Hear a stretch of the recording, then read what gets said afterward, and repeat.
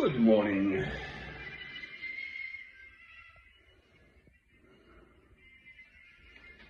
Well now, here we are in this jolly old world in which we live.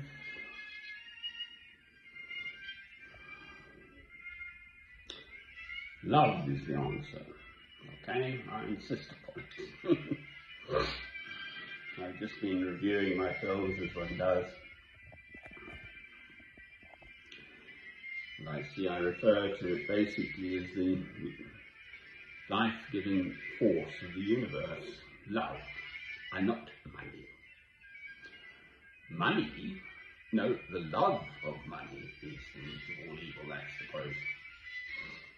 Money is nothing, money doesn't exist. I mean, there's the Midas touch, the fellow who wished for something and everything he touched turned to gold. Well, all of a sudden he found that he couldn't drink his water, for instance, etc., etc. So silly him. Solomon, on the other hand, asked for wisdom, and God gave it to him in spades. So, love is the answer.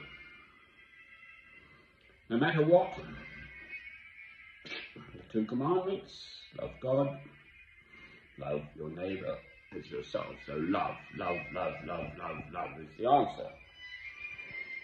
Well now,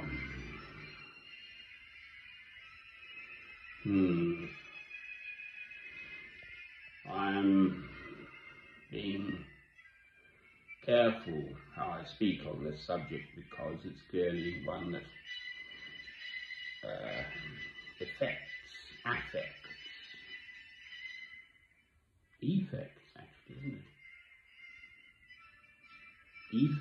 Affects the nation, the British nation, the death of Prince Philip. Anyway, they're going on about still a bit, not the least of which apparently he's received, the BBC rather, the most complaints it's ever received for any broadcasting ever. Over 100,000. Well, I must say I found it a bit sort of OTT. He died on Friday last week, and on, and every programme was, the whole programme, the proper serious BBC journalists devoted to just endless repeated coverage of the same sound bites and all the rest of it. And then now, this morning, I've just seen it, I have a quick look at the news.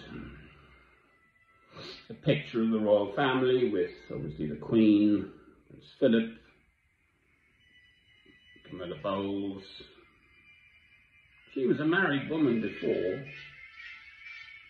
Charles married someone else. Anyway, the three, how many men? 1, 2, 4 men surrounding the Queen, of Prince Philip in all his, this is the balcony, Buckingham Palace. 4 men surrounding the Queen. Prince Philip with all his military regalia and a red tunic.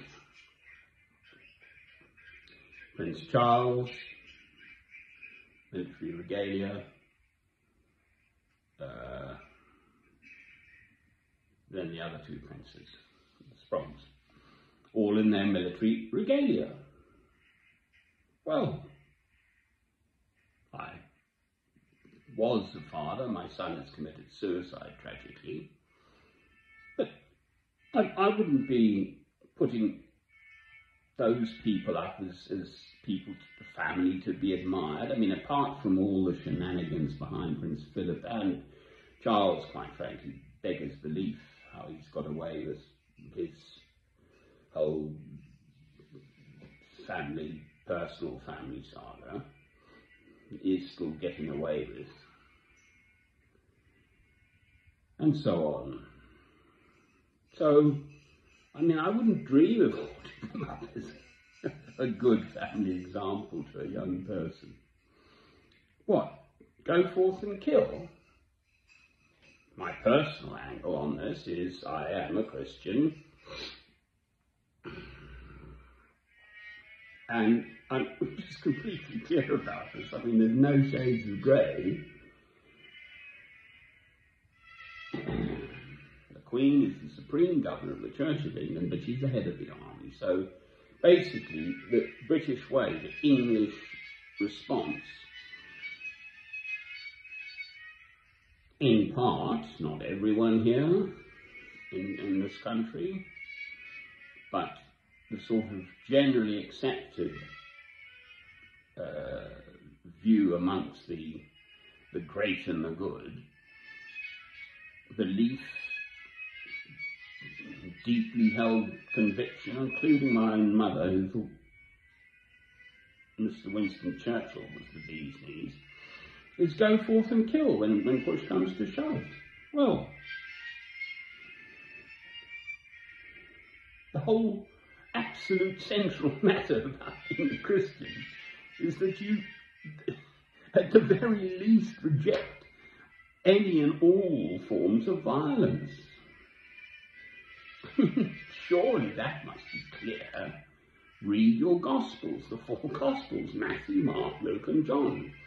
The only act of violence Christ ever committed that we know of was the overturning of the moneylenders' tables in the temple. So they were desecrating God's house with money, worldly things.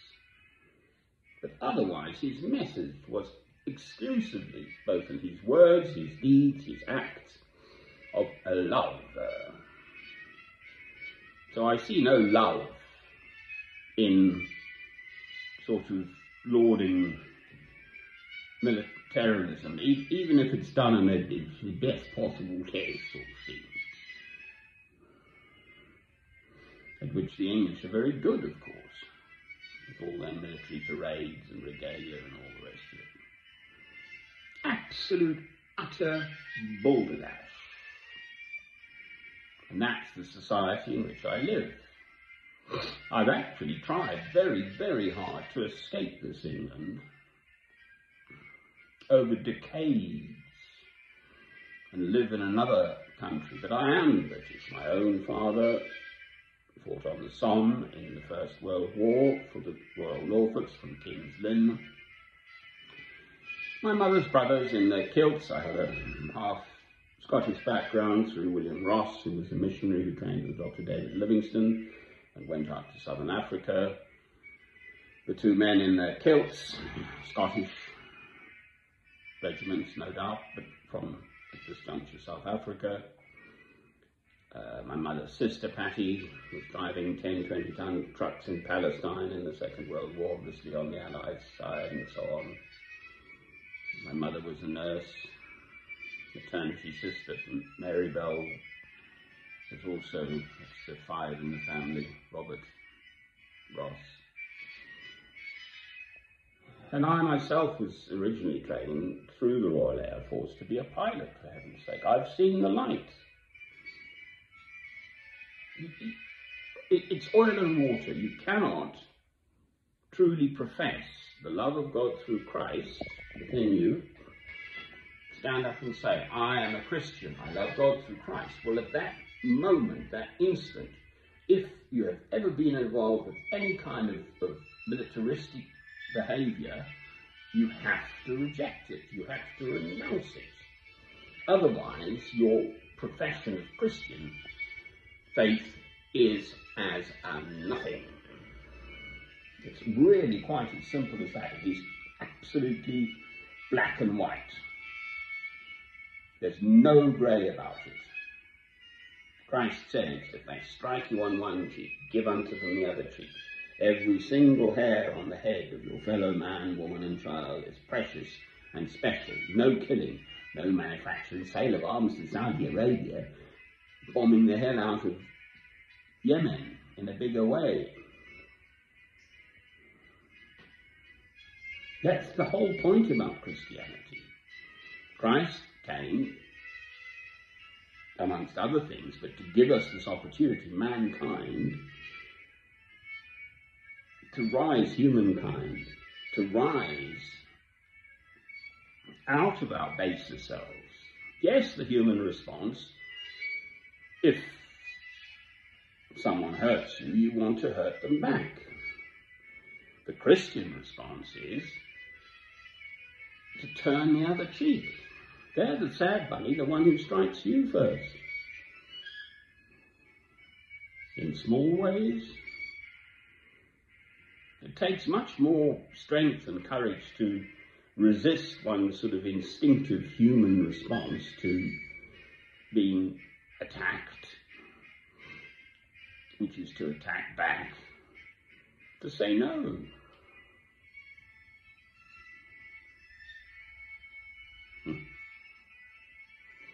To me, it is just absolutely clear as clear can be. I put this music on, and it's Beethoven Late String Quartet, number 15, played by the Oldenburg Quartet. And I just find it very beautiful and think of it in a way as sort of end of the world music. I don't know. It's called contrapuntal, and it is a little difficult to take in. But I'm used to it and I love it. So, love is the answer. In small things, but very much in the big things too. My love, seemingly, has brought me back to England to drag this lot. All of them, anyone who signs up to the Church of England, basically, the ministers, anyone, all of them, they're lost. It's a little organisation of man, sort of using God to kind of create some flummery. It's utter twaddle, the whole pack of them.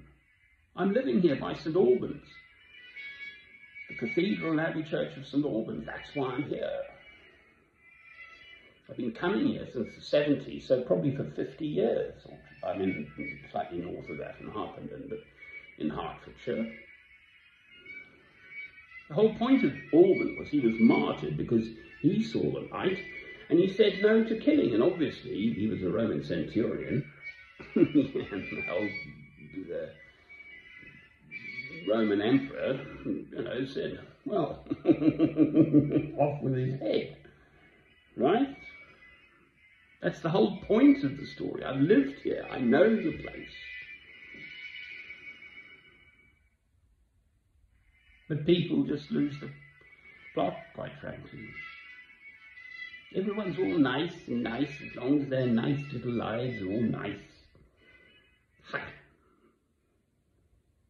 Materially comfortable. Ha! Love is the answer, and within the love of God through Christ, there can be no violence.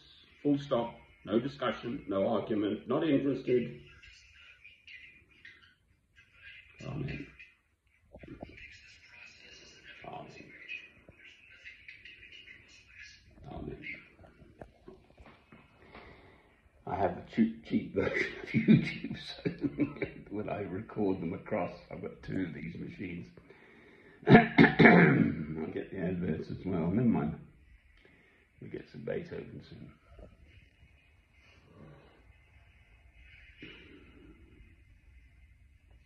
What's the answer? 4-letter word. Just 4 letters, beginning with L. Simple question. Jolly difficult to put into practice. I know, I understand. I'm half Scottish. I have very strong, powerful feelings. Oh, come on, Beethoven. That in the background is me scraping a pot, actually.